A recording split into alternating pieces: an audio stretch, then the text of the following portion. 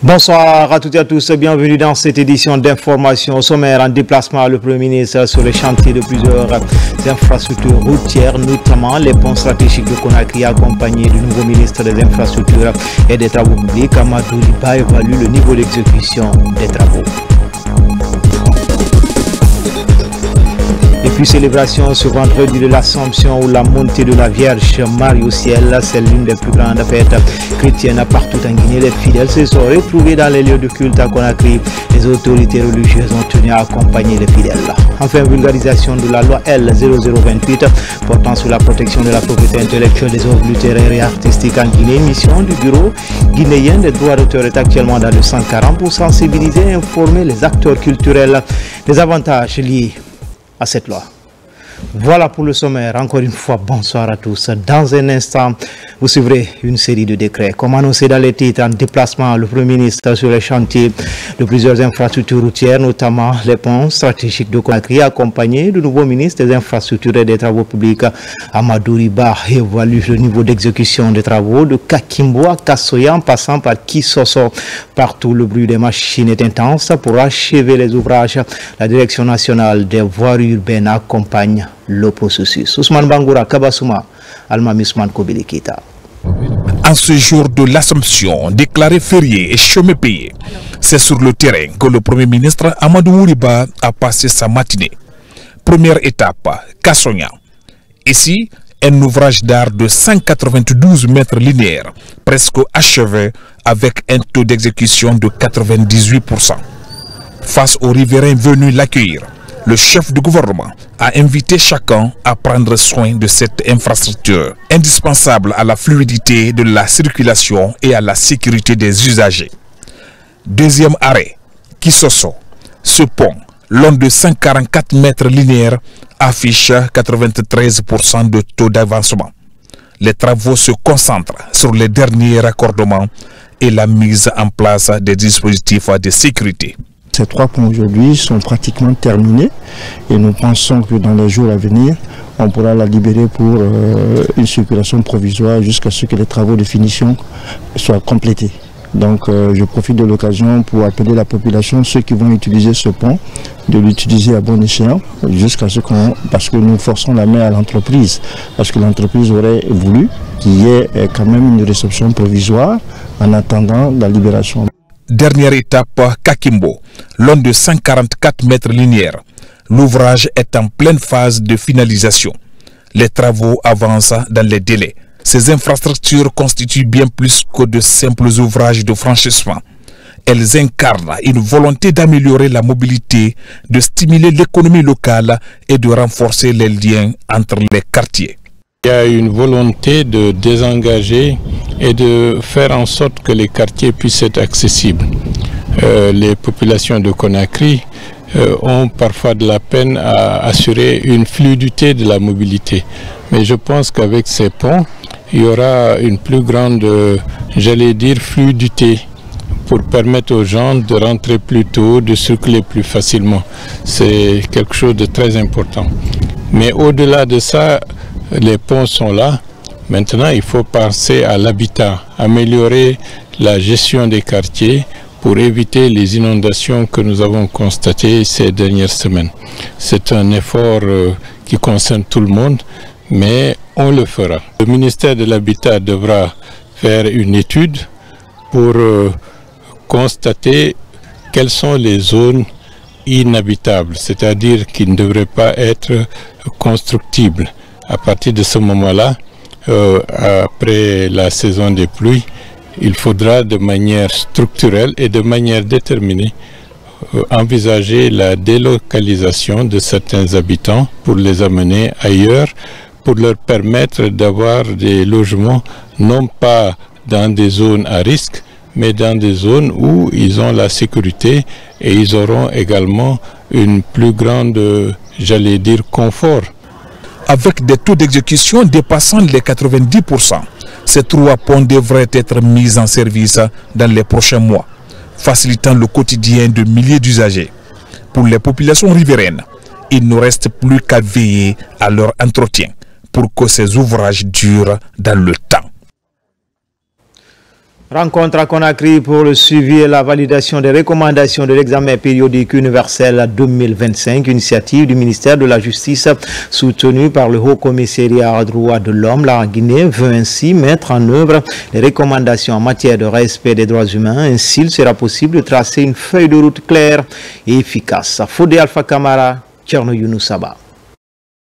Suite au passage de la délégation guinéenne le 29 avril dernier devant le groupe de travail du Conseil des droits de l'homme à Genève, au compte de son 4e cycle de l'examen périodique universel EPU, le ministère de la Justice et des droits de l'homme, en collaboration avec le Haut Commissariat aux droits de l'homme, organise une rencontre à Conakry visant à suivre et valider les recommandations formulées lors de l'examen périodique universel de 2025.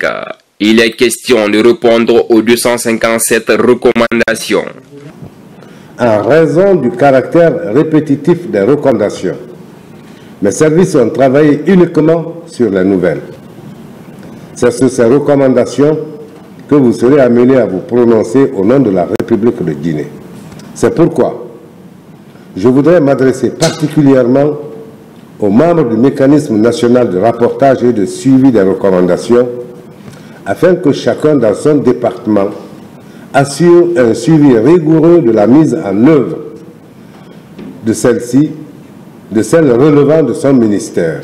Ces recommandations ne sont pas de simples obligations internationales, mais elles sont et surtout des leviers pour assurer et améliorer la vie des citoyens et citoyennes guinéennes, mais aussi pour le renforcement de l'état de droit et la promotion d'une société plus juste, plus inclusive et plus équitable.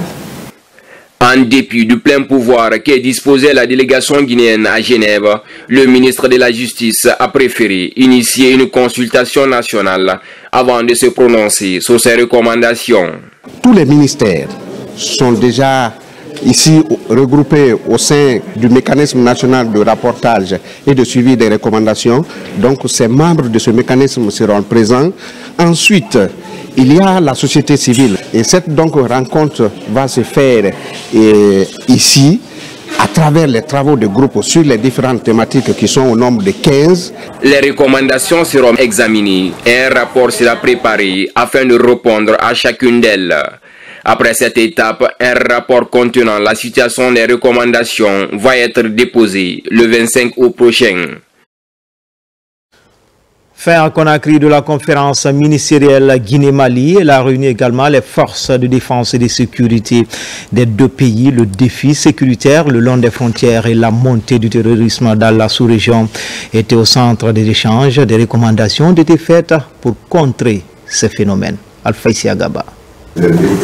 Pendant 2 jours, les forces de défense et de sécurité de Guinée et du Mali ont mené de larges échanges autour des défis sécurité transfrontaliers, la lutte contre la criminalité dans la sous-région, mais aussi la volonté de promouvoir les échanges commerciaux entre les deux États ont dominé les discussions. Les deux parties ont formulé les recommandations ci-après. Renforcer les capacités des comités nationaux de facilitation du transport, mutualiser les efforts de l'ensemble des structures dans la chaîne de transport et de commerce le long du corridor routier inter-État, mettre en œuvre le protocole d'accord réglementant la transhumance inter-État.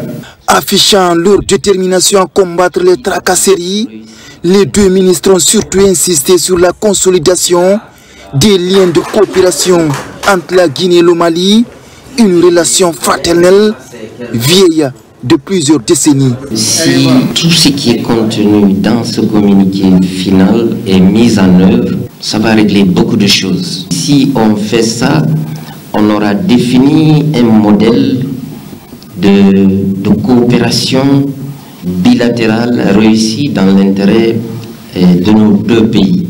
La transhumance a été citée parmi les obstacles. On peut laisser comme ça dans le communiqué, parce que je comprends le sens que vous donnez à cela, c'est-à-dire derrière la transhumance régulière peut se cacher des non-dits qui contribuent peut-être à financer des actes criminels. Peut-être dans ce sens, oui.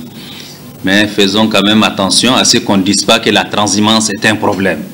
Ce n'est pas un obstacle, la transhumance est un atout. Parce que grâce au pâturage que nos bergers trouvent en territoire guinéen, les troupeaux maliens parviennent à survivre aux périodes de soudure, à la saison sèche. À l'issue de la rencontre, des accords de partenariat ont été signés afin de renforcer la sécurité aux frontières communes. Dans l'actualité également, en célébration ce vendredi de l'Assomption ou la montée de la Vierge Marie au ciel, c'est l'une des plus grandes fêtes chrétiennes célébrées partout en Guinée. Les fidèles se sont retrouvés dans les différents lieux de culte à Conakry. Les autorités religieuses ont tenu à accompagner les fidèles pour mettre la Vierge Marie à l'honneur et renforcer la cohésion entre les différentes religions. Marwan Kamara et l'âge Soriba Bangoura. À la paroisse Saint-Paul-et-Pierre de Bonfils, le rendez-vous est solennel. Il marque la célébration de la montée au ciel de la Vierge Marie, corps et âme. À cette occasion, le ministre secrétaire général des Affaires religieuses s'est joint aux fidèles dans les églises à Conakry pour honorer la Vierge Marie. Cette fête de l'Assomption est pour tous une manière de reconnaître la place privilégiée que tient Marie dans la vie de l'Église et dans la vie de tout croyant, disciple du Christ. Le secrétariat aux affaires religieuses devient réellement une affaire de tous les croyants en Guinée. Votre présence à nos côtés dans les églises, cela nous met à l'évidence que nous sommes pour la même cause. La fête de l'Assomption est un moment de communion et d'unité spirituelle dans les paroisses. Ici à Bonfils, l'événement rassemble des chrétiens et musulmans pour intensifier des prières, des chants et des bénédictions pour la paix et la cohésion sociale dans le pays. L'honneur me soit également de vous transmettre le remerciement du président de la République, chef de l'État, le général d'armée Mamadi Doumbouya, pour toutes les prières ferventes, pour toutes les sensibilisations que la communauté chrétienne ne cesse à consentir, appeler les fidèles croyants chrétiens vers l'esprit de l'acceptation de l'autre dans la différence et des idiots de la paix. En ces jours 15 août, des processions mariales sont organisées partout, traduisant l'attachement profond des fidèles à la Vierge Marie. Vous l'avez compris donc, les fidèles chrétiens catholiques ont célébré ce vendredi l'Assomption de la Vierge Marie dans l'archidiocèse de Conakry. En plus du rituel, cette célébration est marquée par un hommage à deux de ces laïcs centenaires, un moment exceptionnel d'action de grâce au Seigneur en faveur de Souma Elisabeth et Molo Etienne pour leur engagement et témoignage de vie. Marie, Simone, Noël Tono, Antoine Makoli. La fête de l'Assomption est la montée glorieuse de la Vierge Marie au ciel avec son corps et son âme. La commémoration de cette solennité pour les fidèles catholiques est une action de grâce au Seigneur. Cette liturgie consiste à demander la grande intercession de la Vierge Marie auprès de son Fils en faveur des familles chrétiennes.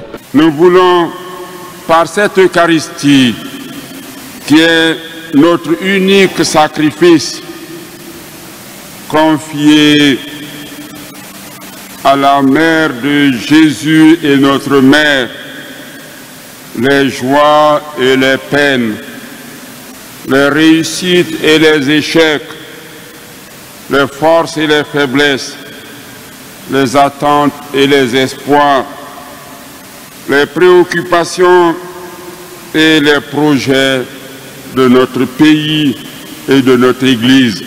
C'est aussi en cette solennité que l'archevêque de Conakry, Monseigneur Vincent Koulibaly, et son coadjuteur, Monseigneur François Silla, ont choisi de rendre hommage à deux de ces fidèles laïcs qui célèbrent un siècle de vie sur terre. Dieu fait bien les choses en respectant l'équité, un homme et une femme.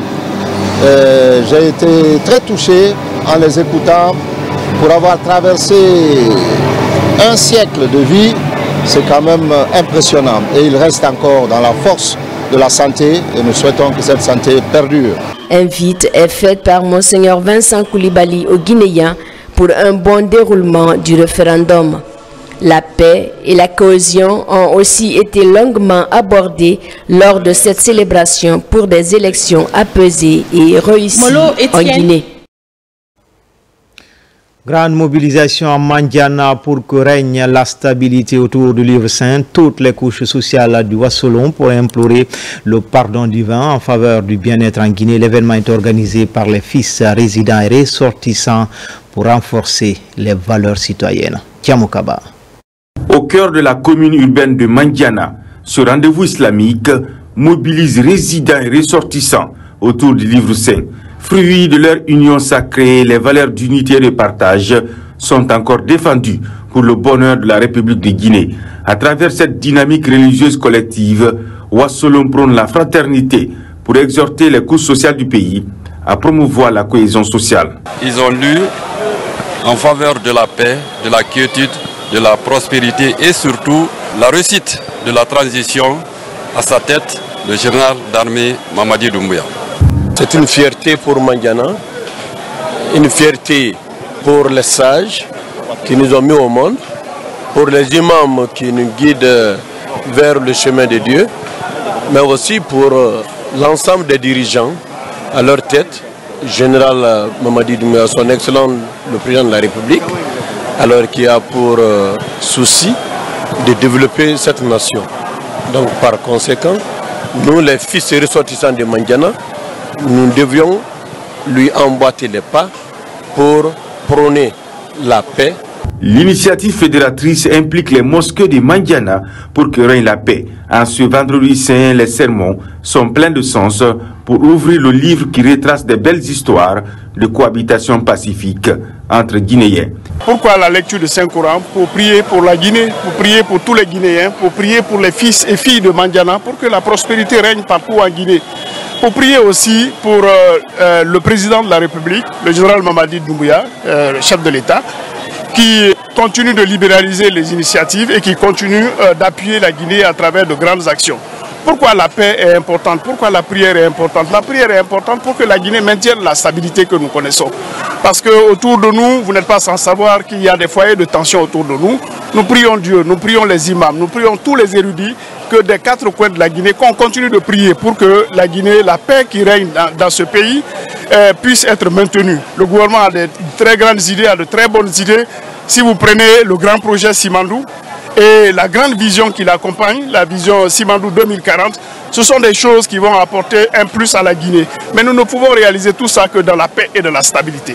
Ce bel exemple annonce les couleurs de la journée de vulgarisation du projet de nouvelle constitution. Ce samedi 16 août 2025, à la Maison des Jeunes, pour édifier la population locale sur les innovations phares du projet. L'opération est dénommée Épervier. Elle est menée par la compagnie d'intervention de la police aux frontières à ligne de mire des infractions transfrontalières. La région de Kindia, notamment la préfecture de Forêt-Caria, est la première étape de cette opération. Sur place, déjà les résultats sont palpables. Tenez, une importante quantité de chanvre indien et autres produits pharmaceutiques ont été saisis. Colonel Morikaba, Jidan Ibrahim Conté, correspondant de la police nationale. Les félicitations des autorités préfectorales de Forêt-Caria font suite à un exploit majeur réalisé par les agents de la CIPAF lors de leur première sortie. À Conakry, avant le top départ, les autorités policières ont donné les dernières consignes. Cette sortie est votre première sortie au long des frontières qui constitue une étape très importante en vue de donner le signal fort aux terroristes, au réseau des passeurs, aux trafiquants de drogue, aux présumés criminels qui se livrent à la traite des êtres humains, qu'il existe bel et bien des compagnies d'intervention de la police aux frontières formées et outillées qui y opèrent permanemment afin de les mettre hors d'état de nuire. Partis de Conakry, les agents de la CIPAF ont nettoyé les encablures du port de Moribaya à Sengelei. Des dealers et de la drogue, notamment du chanvre indien, ont été saisis. Le lendemain, la CIPAF a mis le cap sur les faubourgs de Farmoria. Ici aussi, de la drogue et une importante quantité de produits pharmaceutiques sont tombés dans les filets des forces de l'ordre. Ça, c'est contre qui? Contre la population. On est là pour sécuriser la population et leurs biens. Mais la sécurité d'abord commence quoi? Leur santé. Il faut qu'on s'acclare et pas que regarde l'argent. La mission doit être une mission d'honnêteté, de patriotisme, pour que nous puissions éradiquer ces fléaux à Forêt-Caria. je les encourage de partir, le commandement derrière eux. Mais je ne veux pas qu'ils soient complices. Quelque chose, l'enveloppe octroyée n'est pas acceptée. Pourquoi la chose est une mission noble, digne. À travers cette mission, la Direction générale de la police nationale entend jouer pleinement son rôle dans la sécurisation de nos frontières en luttant fermement contre les infractions transfrontalières. Dans le reste de l'actualité, vulgarisation du projet de nouvelle constitution, la dynamique est enclenchée au ministère de l'économie et des finances dans les directions du trésor, de la dette et du contrôle financier. Les débats sont ouverts, une manière pour ces services de s'approprier le contenu de ce document. Mambadi Gassama. Par ce acte, les cadres de la Direction générale du Trésor et de la comptabilité publique et la Direction du contrôle financier s'engagent à s'approprier et vulgariser davantage le projet de nouvelle constitution. Il est important que chacun ici présent, au niveau du Trésor, au niveau du contrôle financier, et l'ensemble des cadres de la Guinée, plus particulièrement, puissent connaître les tenants et aboutissants qui sont contenus dans ce projet de constitution. Et cela aura l'avantage pour tout un chacun de fonder sa conviction en allant au vote référendaire. À travers cette démarche, la DGTCP et la Direction nationale du contrôle financier affirment leur pleine mobilisation, non seulement comme institution, mais aussi comme force vive du changement dans les territoires respectifs. Même son de cloche à la Direction nationale de la dette et de l'aide publique au développement, également active dans la vulgarisation auprès de l'association professionnelle des banques. Pour la Direction nationale de la dette et pour le ministère de l'économie et des finances, l'APB reste un partenaire incontournable, un partenaire clé au développement socio-économique de notre pays. Donc c'est une obligation pour nous de venir vers eux, de leur partager ce projet de constitution pour qu'il soit divulgué à tout le secteur bancaire. Nous prenons l'engagement de transmettre ces exemplaires de constitution à tous les collaborateurs du secteur bancaire guinéen et à travers les collaborateurs, toutes nos familles. Le projet de nouvelle constitution se veut un guide qui rassemble et va à coup sûr contribuer à la transformation politique, sociale et économique de notre pays.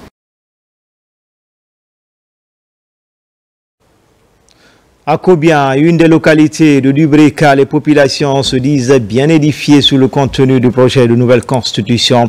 Autorités locales et citoyens étaient fortement mobilisés pour la vulgarisation du document afin de transmettre les connaissances acquises. Bakari Bamba Kondé.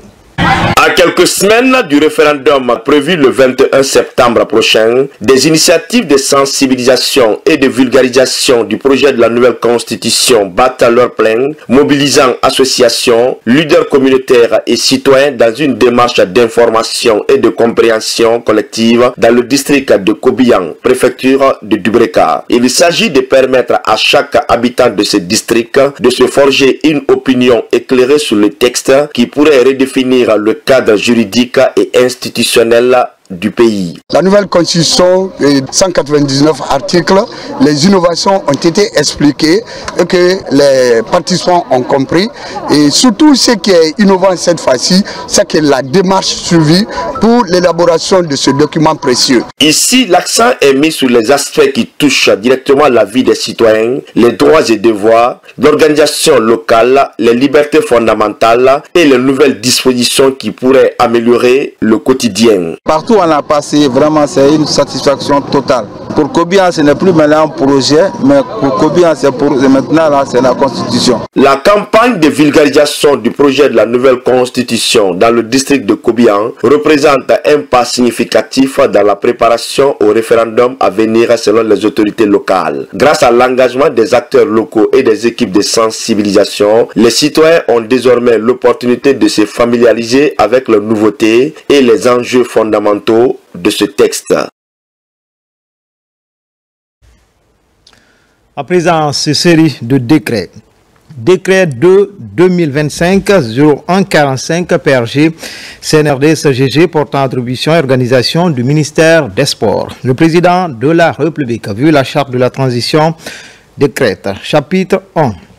Mission et attribution. Article 1er. Le ministère des Sports a pour mission la conception, l'élaboration et la mise en œuvre de la politique du gouvernement dans le domaine des sports et d'en assurer le suivi. À ce titre, il est particulièrement chargé de élaborer les textes législatifs et réglementaires dans le domaine des sports et des activités physiques et de veiller à leur application, diffuser les normes relatives à l'organisation des activités physiques et sportives, élaborer les stratégies de développement des activités sportives, favoriser la création et la promotion des associations sportives, favoriser l'émergence d'une élite sportive nationale, promouvoir des activités physiques et la pratique des sports à grande échelle, favoriser la réalisation des infrastructures et équipements sportifs accessibles à tous et d'en assurer la tutelle. Veiller à la bonne gestion des infrastructures et équipements sportifs, assurer une représentation de qualité des associations et organisations sportives dans les rencontres nationales, africaines et internationales. Promouvoir la coopération et le partenariat bi- et multilatéral dans le domaine des sports, assurer la tutelle des fédérations sportives nationales, participer à la promotion sportive dans les établissements scolaires et universitaires. Mobiliser les ressources financières, matérielles et humaines nécessaires pour la promotion et le développement des activités physiques et sportives. Veiller au respect des mesures d'interdiction des produits dopants. Organiser des rencontres traitant des questions relatives au domaine d'activité du ministère et d'y participer. Prendre en compte les dimensions éthiques, genre et équité dans les activités du ministère.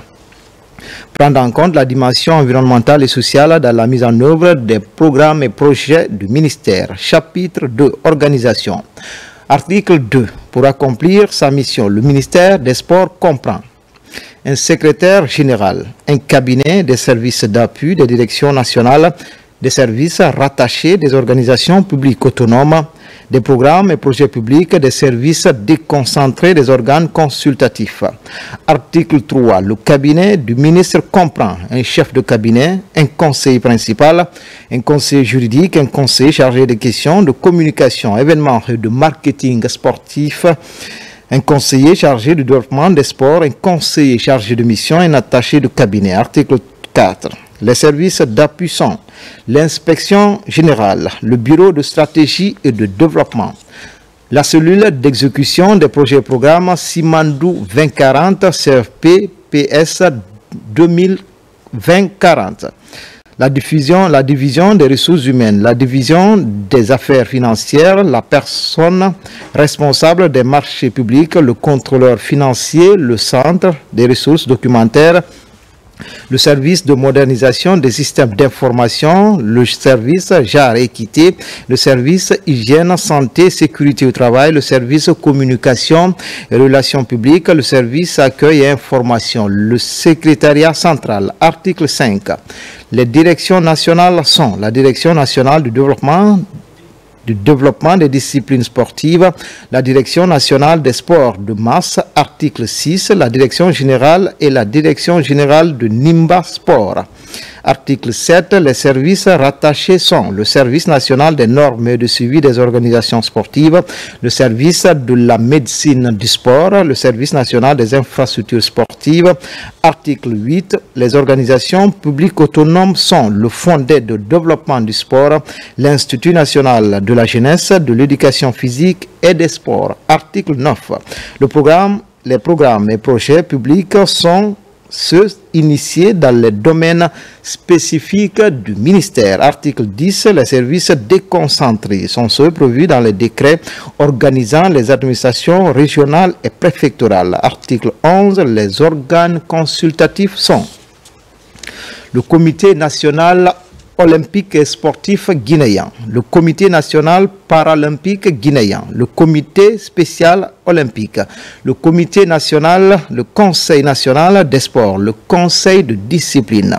Chapitre 3, disposition finale. Article 12. Des décrets du président de la République fixent les statuts de l'organisation publique des organismes publics autonomes, le mode d'organisation et de fonctionnement de l'inspection générale, du bureau de stratégie et de développement, des programmes et projets publics de développement ainsi que les attributions et l'organisation des services rattachés de niveau hiérarchique équivalent à celui d'une direction de l'administration centrale. Article 13 des décrets fixe le mode d'organisation et de fonctionnement des organes consultatifs. Article 14 des arrêtés du ministre en charge des sports fixe les attributions et l'organisation des directions nationales et équivalents ainsi que les attributions et l'organisation des services rattachés et services d'appui du niveau hiérarchique équivalent à celui d'une division ou d'une section de l'administration centrale. Article 15 des arrêtés conjoints du ministre en charge des sports et du ministre en charge de la fonction publique fixe l'organisation et le fonctionnement des services déconcentrés. Article 16. Le présent décret qui abroge toute disposition antérieure contraire prend effet à compter de sa date de signature et sera enregistré publié au journal officiel de la République Conakry le 15 août 2025. Général Mamadi Doumbouya. Décret de 2025-01-46 PRG CNRD SGG portant attribution et organisation du ministère du Tourisme et de l'Hôtellerie. Le président de la République, vu la charte de la transition, décrète chapitre 1, mission et attribution. Article 1er. Le ministère du Tourisme et de l'Hôtellerie a pour mission la conception, l'élaboration et la mise en œuvre de la politique du gouvernement dans les domaines du tourisme et de l'hôtellerie et d'en assurer le suivi. À ce titre, il est particulièrement chargé de élaborer les textes législatifs et réglementaires ainsi que les cadres institutionnels dans le domaine du tourisme et de l'hôtellerie et de veiller à leur application. Élaborer les stratégies, plans, programmes et projets de développement des secteurs du tourisme et de l'hôtellerie. Favoriser l'éclosion et l'épanouissement des activités touristiques et hôtelières. Favoriser et réglementer la création et le développement d'associations et fêtières dans les domaines du tourisme et de l'hôtellerie. Favoriser la création et le développement d'infrastructures et d'équipements touristiques et hôteliers, répertorier, aménager les sites touristiques et de veiller à leur sécurisation et à leur bonne gestion. Définir les normes en matière de construction et d'exploitation des établissements touristiques, hôteliers, de restauration et de loisirs. Aider les professionnels des secteurs dans l'application de ces normes. Procéder au classement des établissements touristiques et hôteliers et de veiller à l'adéquation qualité-prix et de leurs prestations. Favoriser l'implantation, l'établissement d'établissements touristiques et hôteliers, assurer la préservation et la valorisation des sites touristiques, contribuer à la promotion des produits touristiques et hôteliers guinéens, assurer la coordination des activités des intervenants dans les secteurs du tourisme, de l'hôtellerie, promouvoir la coopération bi- et multilatérale dans les secteurs du tourisme et de l'hôtellerie, signer les conventions, contrats, protocoles d'accord dans les secteurs du tourisme et de l'hôtellerie. Participer aux négociations des traités, conventions, accords, protocoles régionaux et internationaux dans les domaines du tourisme et de l'hôtellerie. Délivrer des agréments des agences de voyage et de tourisme. Délivrer les autorisations préalables d'investissement pour la construction, la transformation et l'extension des établissements d'hébergement, de restauration et de loisirs. Délivrer les autorisations administratives d'exercice des activités d'exploitation des établissements d'hébergement, de restauration et de loisirs. Délivrer les cartes professionnelles aux guides accompagnateurs et interprètes dans le domaine du tourisme. Délivrer les autorisations administratives d'exercice d'activités des agences d'hôtes et d'hôtesses. Délivrer les autorisations d'organisation des événements gastronomiques dans le pays. Tenir à jour les données statistiques relatives au secteur du tourisme et de l'hôtellerie. Veiller à la formation et au perfectionnement des personnes du secteur du tourisme et de l'hôtellerie. Contribuer à l'amélioration de l'employabilité de l'emploi des nationaux dans le secteur touristique et hôtelier. Participer aux rencontres nationales, sous-régionales et internationales traitant des questions de tourisme et de l'hôtellerie. Prendre en compte les dimensions éthiques, genre et équité dans les activités du ministère. Prendre en compte la dimension environnementale et sociale dans la mise en œuvre des programmes et projets du ministère. Chapitre 2, organisation. Article 2. Pour accomplir sa mission, le ministère du tourisme et de l'hôtellerie comprend un secrétariat central, un cabinet, des services d'appui, des directions nationales, un service rattaché, des organismes publics autonomes, des programmes et projets publics, des services déconcentrés, des organes consultatifs. Article 3. Le cabinet du ministre comprend un chef de cabinet, un conseiller principal, un conseiller juridique, un conseiller chargé des questions de tourisme, un conseiller chargé des questions de l'hôtellerie, un conseiller chargé de mission, un attaché de cabinet. Article 4. Les services d'appui sont l'inspection générale, le bureau de stratégie et de développement, la cellule d'exécution des projets et programmes Simandou 2040, CFP, PS 2040, la division des ressources humaines, la division des affaires financière, la personne responsable des marchés publics, le contrôleur financier, le centre des ressources documentaires, le service de modernisation des systèmes d'information, le service hygiène, santé et sécurité au travail, le service communication, relations publiques, le service genre et équité, le service accueil et information. Le secrétariat central. Article 5. Les directions nationales sont la Direction nationale du tourisme, la Direction nationale de l'hôtellerie. Article 6. Le service rattaché, le service national des aménagements touristiques et hôteliers. Article 7. L'organisation publique autonome et l'Office national du tourisme ONTSA. Article 8. Les programmes et projets publics sont ceux initiés dans les domaines spécifiques du ministère. Article 9. Les services déconcentrés sont ceux prévus dans les décrets organisant les administrations régionales et préfectorales. Article 10. Les organes consultatifs sont la Commission nationale de facilitation du tourisme ou Conseil national du tourisme, la Commission nationale de classification hôtelière, la plateforme interinstitutionnel du compte satellite du tourisme, le conseil de discipline. Article 3. Disposition finale. Article 11.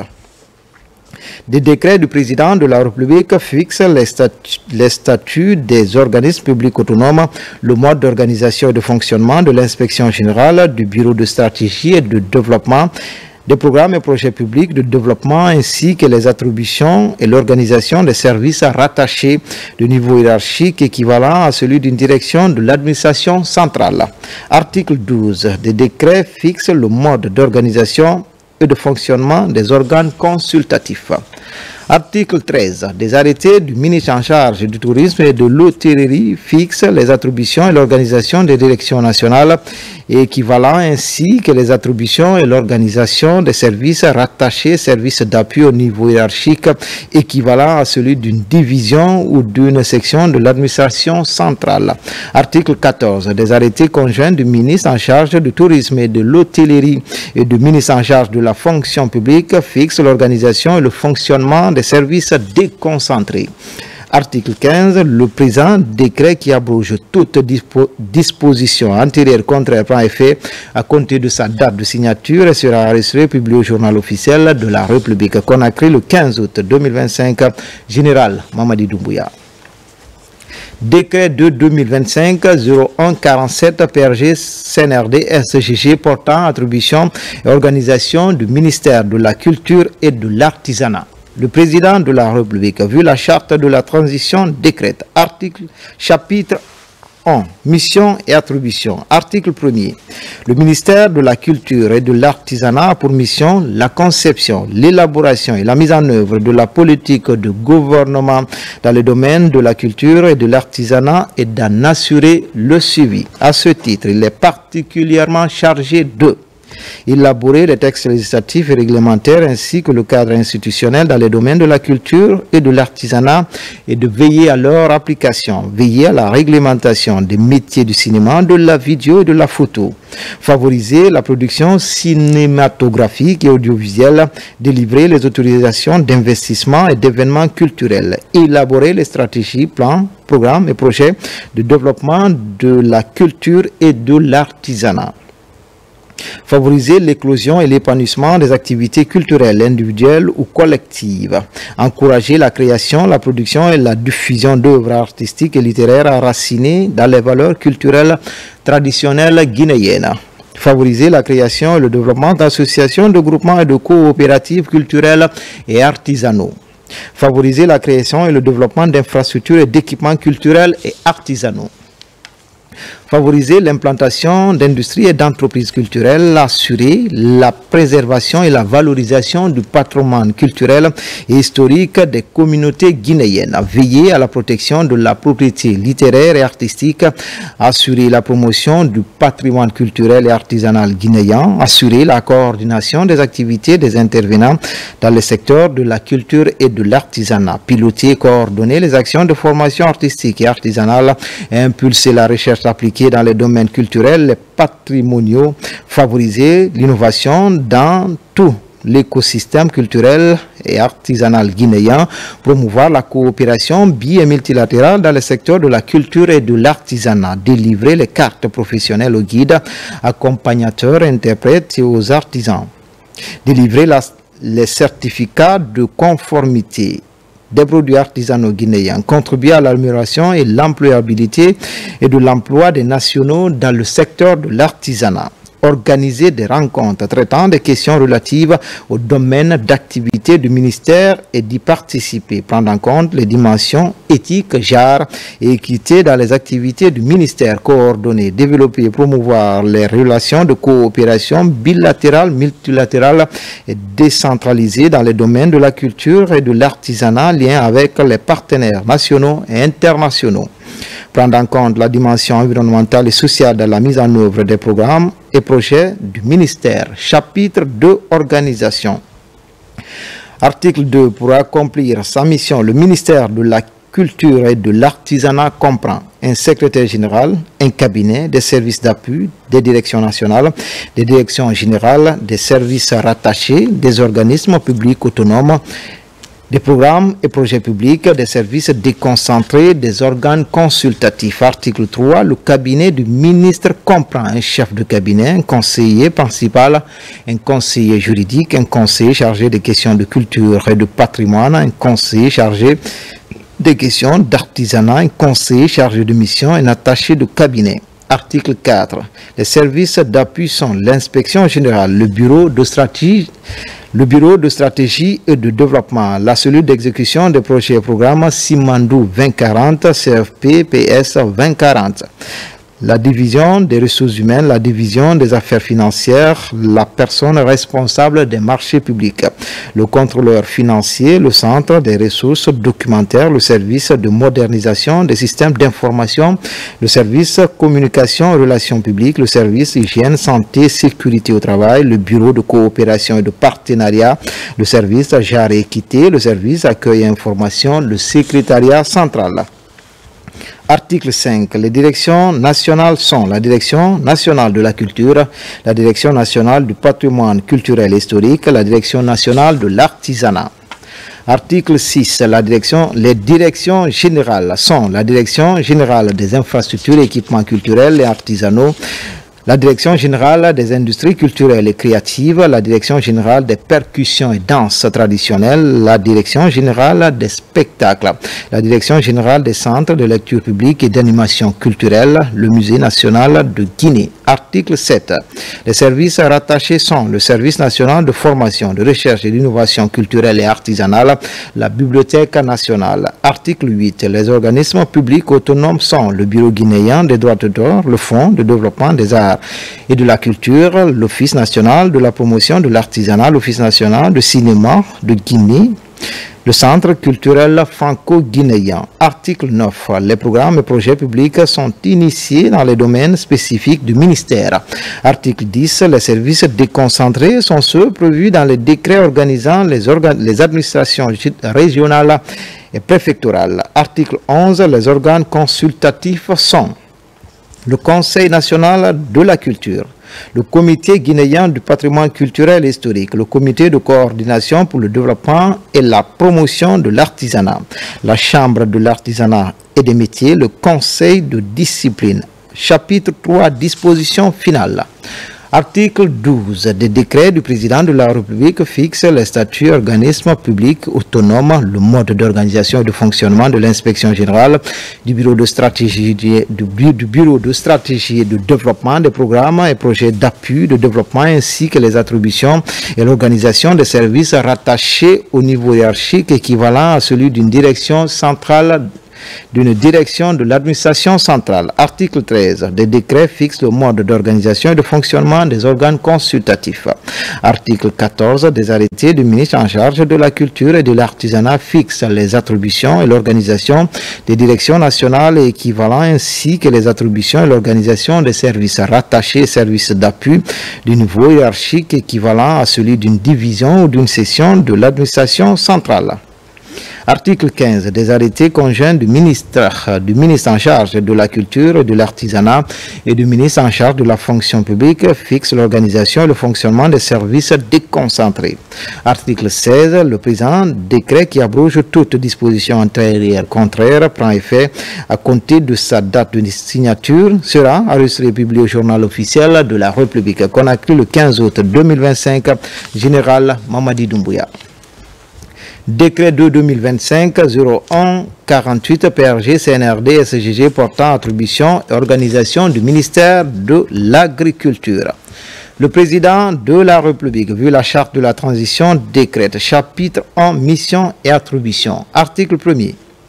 Le ministère de l'Agriculture a pour mission la conception, l'élaboration et la mise en œuvre de la politique du gouvernement dans le domaine de l'agriculture et d'en assurer le suivi.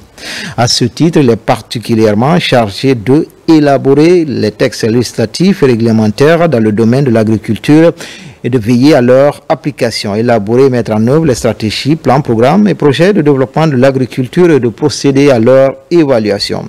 Promouvoir le développement des filières de production agricole, promouvoir le monde rural, la vulgarisation, le transfert de technologies et le conseil agricole, promouvoir et développer des infrastructures agricoles, promouvoir et développer les technologies de l'information dans le domaine de l'agriculture, promouvoir les activités génératrices de revenus et d'emplois ruraux en faveur des femmes et des jeunes dans le domaine de l'agriculture, œuvrer à la réalisation de la sécurité alimentaire pour le développement des productions agricoles. Impulser le développement des produits d'exportation et de l'agro-industrie, apporter les appuis conseils nécessaires aux opérateurs du secteur de l'agriculture, veiller à la qualité des denrées alimentaires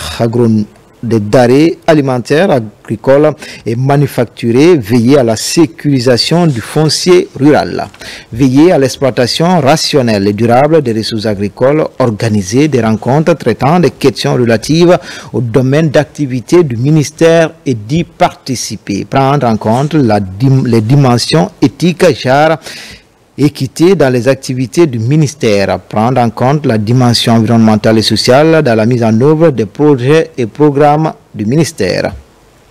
Chapitre de organisation. Pour accomplir sa mission, le ministère de l'Agriculture comprend un secrétaire général, un cabinet des services d'appui des directions nationales, des directions générales, des services rattachés, des organismes publics autonomes, des programmes et projets publics, des services déconcentrés, des organes consultatifs.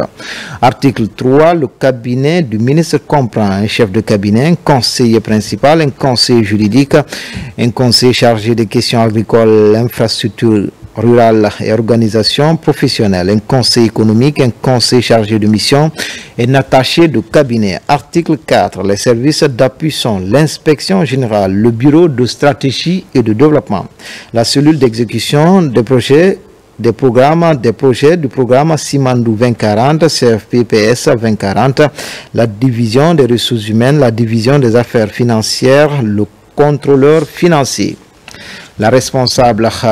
la personne responsable des marchés publics, le service communication et relations publiques, le centre de ressources documentaires, le service de modernisation des systèmes d'information, le service d'accueil et information, le service hygiène, santé et sécurité au travail, le service genre et équité, le secrétariat central. Article 5. Les directions nationales sont la Direction nationale de l'agriculture, la Direction nationale du génie rural, la Direction nationale de la protection des végétaux et des denrées stockées, la Direction nationale du foncier rural et du patrimoine agricole. Article 6. Les directions générales sont la Direction de la transformation et de l'innovation agricole, la Direction générale du cabinet, la Direction générale du guichet unique de l'agriculture, la Direction générale de l'agence de promotion du conseil agricole et de la formation entrepreneuriale. Article 7. Les services rattachés sont le service national de conditionnement des produits agricoles, le service national des sols, le centre de perfectionnement en machinisme agricole, le centre d'innovation agricole, le centre sémencier de Koba à Boufa, le centre sémencier de Kidissi à Kindia, le centre sémencier de Bordeaux à Kankan, le centre sémencier de Guéguédou, le centre horticole de Dalaba, les bureaux techniques du génie rural, le centre de formation en ingénierie et travaux de Mamon, le centre de vulgarisation agricole de Bamba à Kindia, le centre de vulgarisation agricole de Tindo à Farana, le centre de vulgarisation agricole de Yatia à Farana, le centre régional de recherche agronomique de la Haute-Guinée Bordeaux à Kankan, le centre régional de recherche agronomique de la Guinée forestière à Sérédou à Massanta, le centre régional de recherche agronomique de la Moyenne Guinée Barin à Pita, le centre régional de recherche agronomique de la Guinée maritime Foulaya à Kindia, les stations spécialisées de Koba, Boufa, de Kilissi, Kindia et de Farana, le centre de production de matériel végétal de Massenta. Article 8. Les organismes publics autonomes sont l'Institut de recherche agronomique de Guinée, l'Agence nationale des statistiques agricoles, le Fonds de développement agricole, la Société guinéenne de palmier à huile DVA, la Société guinéenne d'investissement et de coopération dans le domaine agricole, dans le développement agricole, la Société cotonnière de Kankan. Article 9. Les programmes et projets publics sont ceux initiés dans les domaines spécifiques du ministère. Article 10. Les services déconcentrés sont ceux prévus dans les décrets organisant les administrations régionales et préfectorales. Article 11. Les organes consultatifs sont le Conseil national de sécurité alimentaire, la Chambre nationale d'agriculture de Guinée, la Confédération nationale des organisations paysannes de Guinée, le Conseil national d'orientation et de suivi agricole, le Conseil de discipline. Chapitre 3. Disposition finale. Des décrets du président de la République fixent le statut des organismes publics autonomes, le mode d'organisation et de fonctionnement de l'inspection générale, du bureau de stratégie et de développement, des programmes et projets publics de développement ainsi que les attributions et le centre régional de recherche agronomique de Forestière Sérédou à Massanta, le centre régional de recherche agronomique de Moyenne-Guinée de Barin, l'organisation des services rattachés du niveau hiérarchique équivalent à celui d'une direction de l'administration centrale. Article 12 des décrets fixent le mode d'organisation et de fonctionnement des organes consultatifs. Article 13 des arrêtés du ministre en charge de l'agriculture fixe les attributions et l'organisation des directions nationales équivalent ainsi que les attributions et l'organisation des services rattachés de services d'appui de niveau hiérarchique équivalent à celui d'une division et d'une section de l'administration centrale. Article 14 des arrêtés conjoints du ministre en charge de l'agriculture et du ministre en charge de la fonction publique fixent l'organisation et le fonctionnement des services déconcentrés. Article 15, le présent décret qui abroge toute disposition antérieure contraire prend effet à compter de sa date de signature et sera enregistré et publié au journal officiel de la République. Conakry le 15 août 2025. Général Mamadi Doumbouya. Décret de 2025-0149 PRG CNRD SGG portant attribution et organisation du ministère de l'élevage. Le président de la République, vu la charte de la transition, décrète chapitre 1. Disposition générale. Article 1er. Le ministère de l'élevage a pour mission la conception, l'élaboration et la mise en œuvre de la politique de gouvernement en matière de développement de l'élevage. Il assure également le contrôle et la régulation des activités liées à l'élevage ainsi que la promotion animale, ainsi que la promotion des productions animales et de la santé animale. À ce titre, il est particulièrement chargé de élaborer les textes législatifs et réglementaires dans le domaine de l'élevage et de veiller à leur application. Élaborer et mettre en œuvre les stratégies, plans, programmes, projets de développement et de promotion de l'élevage. Élaborer des stratégies d'alimentation animale et de la gestion de la transhumance. Développer la recherche vétérinaire et zootechnique et diffuser les innovations dans le secteur de l'élevage. Contribuer à la sécurité alimentaire et nutritionnelle. Créer et impulser le développement des filières de production animale et de transformation des produits et sous-produits d'origine animale. Favoriser la création et l'organisation des associations des opérateurs du secteur. Collaborer avec les organisations professionnelles d'élevage, les organismes de financement et d'autres du secteur. Promouvoir des investissements et des mécanismes de financement innovants dans le secteur de l'élevage. Promouvoir le développement des infrastructures d'élevage et les aménagements pastoraux. Préserver et améliorer la santé animale et la santé publique vétérinaire. Veiller à la qualité sanitaire des denrées alimentaires d'origine animale primaire et manufacturée. Promouvoir et développer les technologies de l'information dans le domaine de l'élevage. Promouvoir l'intensification de l'élevage et de la diversification des productions. Veiller à l'amélioration et à la sécurisation du cheptel national. Veiller et vulgariser les techniques modernes dans le domaine de l'élevage. Contribuer au développement de la coopération sous-régionale, régionale et internationale dans le domaine de l'élevage. Veiller à la formation continue des agents des services du département. Contribuer au renforcement des capacités techniques des éleveurs par des appuis techniques et formations. Assurer la collecte, l'analyse et la diffusion des données statistiques du secteur de l'élevage. Promouvoir l'entrepreneuriat privé des femmes et des jeunes dans le domaine de l'élevage. Veiller à l'exploitation rationnelle et durable des ressources pastorales. Prendre en compte la dimension environnementale dans les programmes et projets du secteur de l'élevage. Promouvoir le genre et l'équité dans les activités du secteur. Participer aux négociations des conventions et traités sous-régionaux, régionaux et internationaux, de veiller à leur mise en œuvre. Participer aux colloques, conférences, séminaires et négociations sous-régionaux, régionaux et internationaux traitant des questions relatives au domaine de l'élevage. Chapitre 2. Organisation. Article 2. Pour accomplir sa mission, le ministère de l'élevage comprend un secrétaire général, un cabinet, des services d'appui, des directions nationales, des services rattachés, des organismes publics, des programmes et projets publics de développement, des services déconcentrés, des organes consultatifs. Article 3. Le cabinet du ministre comprend un chef de cabinet, un conseiller principal, un conseiller juridique, un conseiller chargé de la santé animale, un conseiller chargé de la production animale, un conseiller chargé de mission, un attaché de cabinet. Article 4. Les services d'appui sont l'inspection générale, le bureau de stratégie et de développement, la cellule d'exécution des projets et programmes Simandou 2040, CFP-PS 2040, la division des ressources humaines, la division des affaires financières, le service de modernisation des systèmes d'information, le service communication et relations publiques, le service d'accueil et d'information, le service genre et équité, le centre des recherches, le centre des ressources documentaires, le service hygiène, santé, sécurité au travail, le secrétariat central. Article 5. Les directions nationales sont la Direction nationale de l'alimentation et de production animale, la Direction nationale des services vétérinaires, la Direction nationale de l'aménagement pastoral et de la sécurisation des systèmes pastoraux.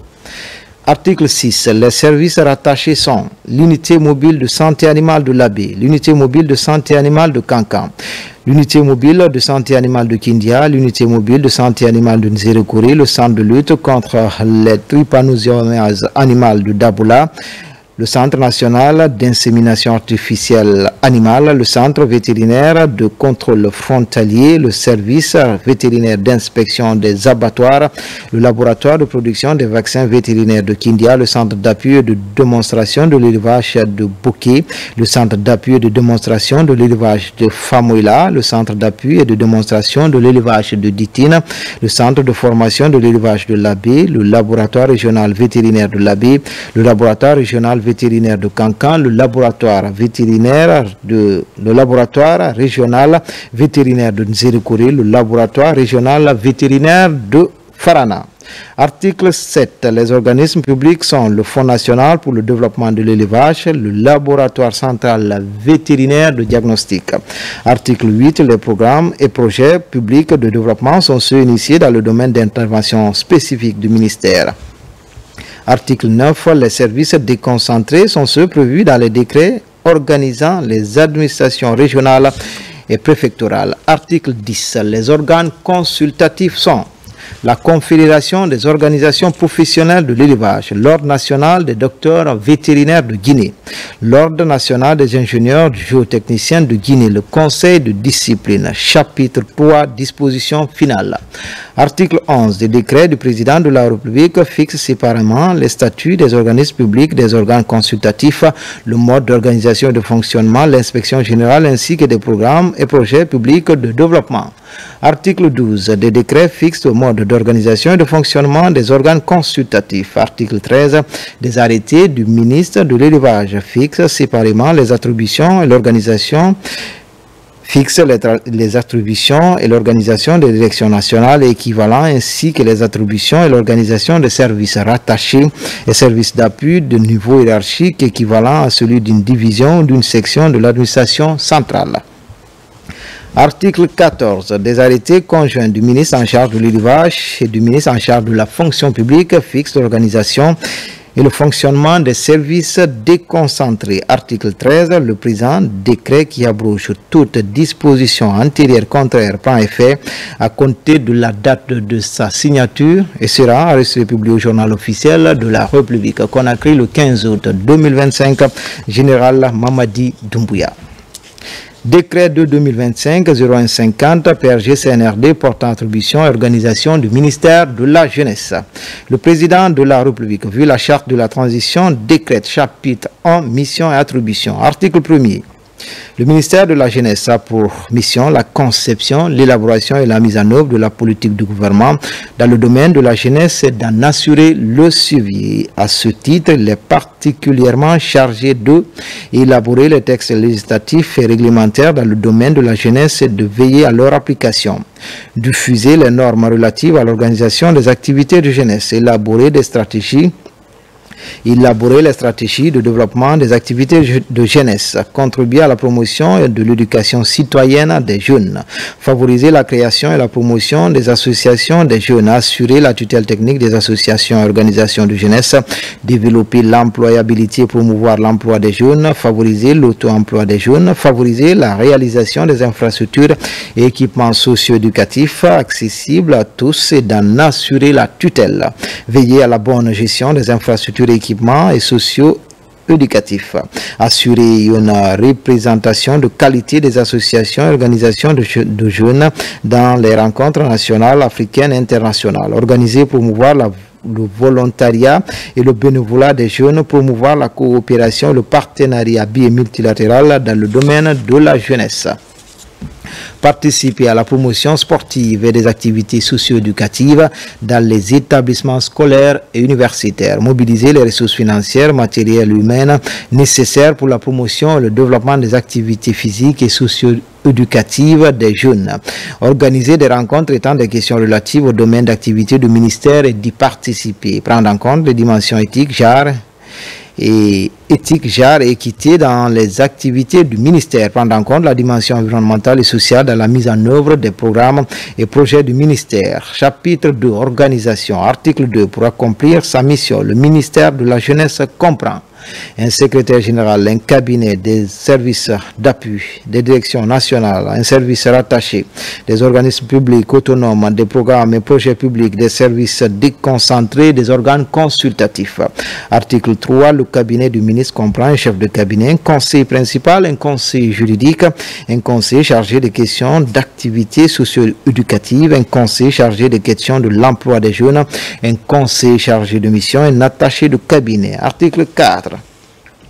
Les services d'appui sont l'inspection générale, le bureau de stratégie et de développement, la cellule d'exécution des projets et programmes Simandou 2040, CFP-PS 2040, la division des ressources humaines, la division des affaires financières, la personne responsable des marchés publics, le contrôleur financier, le centre des ressources documentaires, le service de modernisation des systèmes d'information, le service genre équité, le service santé, hygiène et sécurité, le service communication relations publiques, le service hygiène, santé, sécurité au travail, le service accueil et information, le secrétariat central.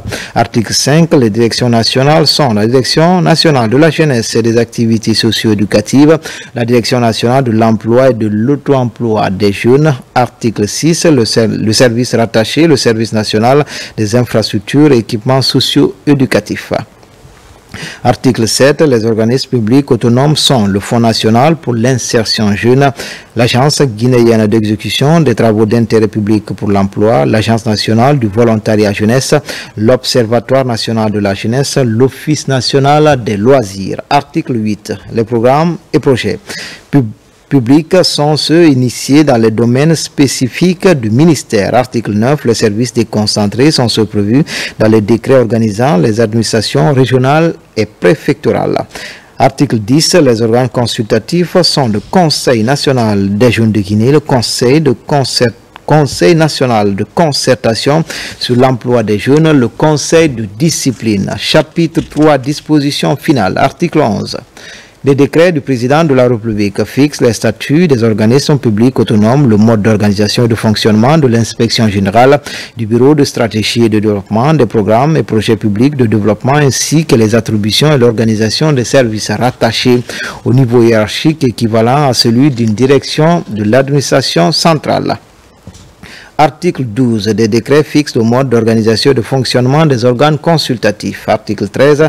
Des arrêtés du ministre en charge de la jeunesse fixent les attributions et l'organisation des directions nationales équivalent ainsi que les attributions et l'organisation des services rattachés, services d'appui de niveau hiérarchique équivalent à celui d'une division ou d'une section de l'administration centrale. Article 14. Des arrêtés conjoints du ministre en charge de la jeunesse et du ministre en charge de la fonction publique fixent l'organisation et le fonctionnement des services déconcentrés. Article 15, le présent décret qui abroge toute disposition antérieure contraire prend effet à compter de sa date de signature et sera enregistré et publié au journal officiel de la République. Conakry le 15 août 2025, Général Mamadi Doumbouya. Décret 2 2025 0151 PRG CNRD CGG portant statut du patrimoine bâti public. Le président de la République, vu la charte de la transition, vu la loi organique L0-2012 CNT du 6 août 2012 portant loi organique relative aux lois de finances, vu la loi L 2001 AN du 5 mai 2000 ratifiant le traité relatif à l'Organisation pour l'harmonisation en Afrique des droits des affaires OADA, vu la loi L 2017-056 AN du 8 décembre 2017 modifiant certaines dispositions de la loi L 2016-075 AN du 30 décembre 2016 portant gouvernance financière des États, des sociétés et d'établissements publics en République de Guinée, vu la loi L 2018-025 AN du 3 juillet 2018 portant organisation générale de l'administration publique, vu l'ordonnance au 2021-001 PRG CNRD SGG du 16 septembre 2021 portant prorogation des lois nationales, des conventions, traités et accords internationaux en vigueur à la date du 5 septembre 2021. Vu le décret de 2024-0044 PRG CNRD SGG du 27 octobre 2024 portant nomination du Premier ministre chef de gouvernement, vu le décret de 2024-054 PRG CNRD SGG du 13 mars 2024 portant structure du gouvernement, vu le décret de 2025-0101 PRG CNRD SGG du 30 juin 2025 modifiant et complétant la structure du gouvernement, vu le décret de 2021 0059 PRG CNRD CGG du 2 novembre 2021 portant attribution, organisation et fonctionnement de la présidence de la République vu le décret D 2022-0275 CNRD CGG du 6 juin 2024 portant attribution, organisation de la Direction générale du patrimoine bâti public. Vu le communiqué numéro 1 du Comité national du Rassemblement pour le développement CNRD du 5 septembre 2021 portant prise effective du pouvoir par les forces de défense et de sécurité. Cette proposition du ministre secrétaire général de la présidence de la République et du ministre de l'économie et des finances décrète. Article 1er. Le présent décret a pour objet de déterminer les statuts de la Direction générale du patrimoine public qui devient patrimoine bâti public BP, société anonyme unipersonnelle de droit public conformément aux dispositions de la loi L 2017-056 AN du 8 décembre 2017 modifiant certaines dispositions de la loi L 2016-075 AN du 30 décembre 2016 portant gouvernance financière des sociétés d'établissement public à République de Guinée, de l'acte uniforme relatif aux droits des sociétés commerciales et du groupement d'intérêt économique. Article 2. Le patrimoine bâti public est une société anonyme unipersonnelle de droit public avec conseil d'administration doté de la personnalité juridique, de l'autonomie financière et de gestion. Elle est placée sous la tutelle technique du ministre secrétaire général de la présidence de la République et sous tutelle financière du ministère en charge des finances. Article 3. Le bâti public SAU a pour mission la conception, l'élaboration et la mise en œuvre de la politique du gouvernement en matière de conservation et de gestion du patrimoine immobilier bâti de l'État. Article 4. L'objet, la composition, le fonctionnement, les conditions d'exercice de la tutelle, les ressources, leur affectation sont fixées dans les statuts du patrimoine bâti public SAU annexés au présent décret. Article 5. Le présent décret qui abroge toute disposition antérieure contraire prend effet à compter de sa date de signature et sera enregistré au journal officiel de la République. Conakry le 15 juillet 2025. Général Mamadi Doumbouya. Décret 2-2025-01-52 PRG CNRD SGG portant nomination à la Société de gestion et d'exploitation des aéroports de Guinée Sogeac SA. Le président de la République, vu la charte de la transition, décrète, article 1er, les hauts cadres dont les prénoms annoncés sont nommés à la Société de gestion et d'exploitation des aéroports de Guinée Sogeac SA dans les fonctions ci-après. 1. Directeur général, M. Oumar Seyd Koulibaly, spécialiste en technologie de l'information.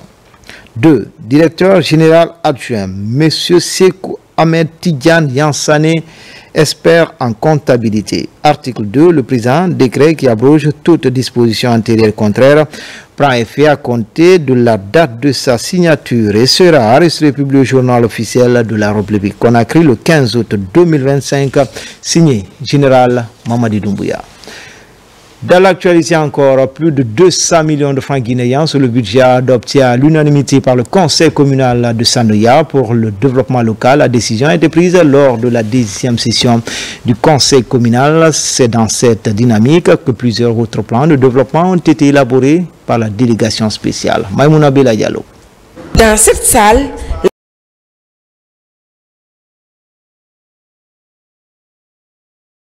les acteurs socio-professionnels de Sanoya se retrouvent autour d'un même objectif, tracer l'avenir de la nouvelle commune de Conakry.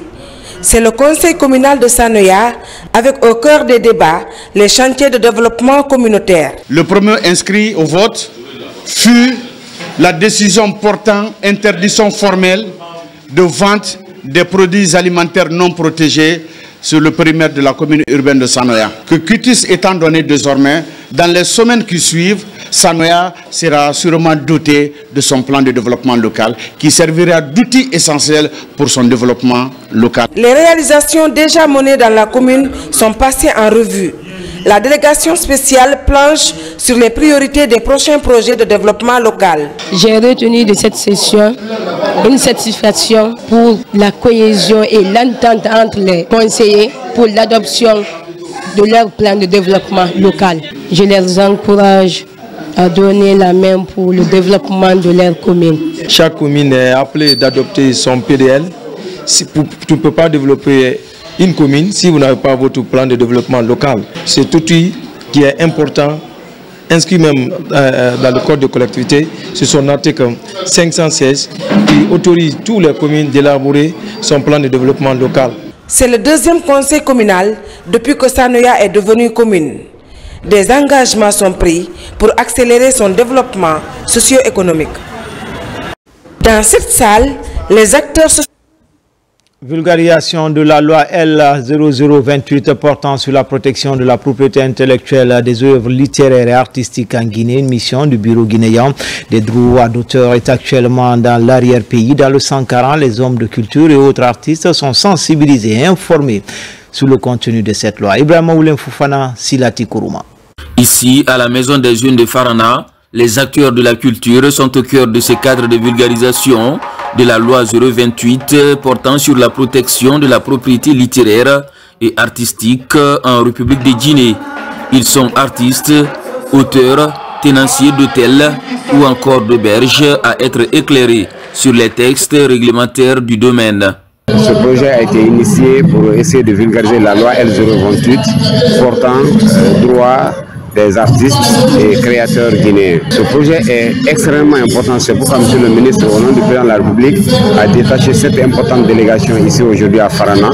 Il est évident aujourd'hui que le potentiel culturel de la Guinée est extrêmement important et que nos artistes et créateurs guinéens contribuent énormément à la création d'emplois et de richesses. Pour réclamer son droit, il faudrait être reconnu d'abord par le BGDA. Donc ces processus d'instruction à ce niveau vont être déroulés pendant cette campagne de vulgarisation. Autre objectif spécifique de ce cadre de partage, éclairer les auteurs sur leurs droits et sur les démarches pour les protéger, informer les usagers des œuvres protégées sur les risques liés à la violation des droits d'auteur et les droits voisins, ou encore former les autorités administratives et judiciaires afin de renforcer l'application de la loi. Il y a une forte mobilisation au sein de notre département. Nous sommes là déjà, 3 ans on est avec eux, on travaille ensemble. Tous ceux qui utilisent les œuvres des artistes de façon forfaitaire, le BGDA est là à les signaler pour payer les droits des jeteurs. Durant ce cadre de sensibilisation, les efforts du CNRD sont loués par le biais du ministère de la Culture. Cette rencontre basée sur l'application du contenu du texte réglementaire devant garantir la vie littéraire et artistique va redorer le blason de ce secteur en République de Guinée. En plus bref, et en image, Coupe du monde de handball U19, la Guinée boucle le tournoi avec une nouvelle victoire. C'était contre le Maroc avec 2 victoires de suite. Le gardien guinéen Ismaël Ba est élu homme du match après sa prestation remarquable lors de cette rencontre. Nous y reviendrons dans nos prochaines éditions d'information.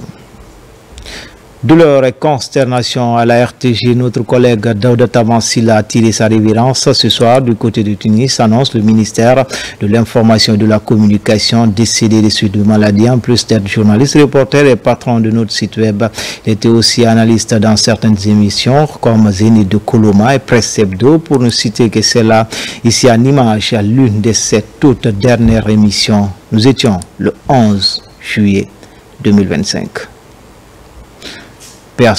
C'était tout pour les infos. L'actualité se poursuit sur le www.rtgguinée.info.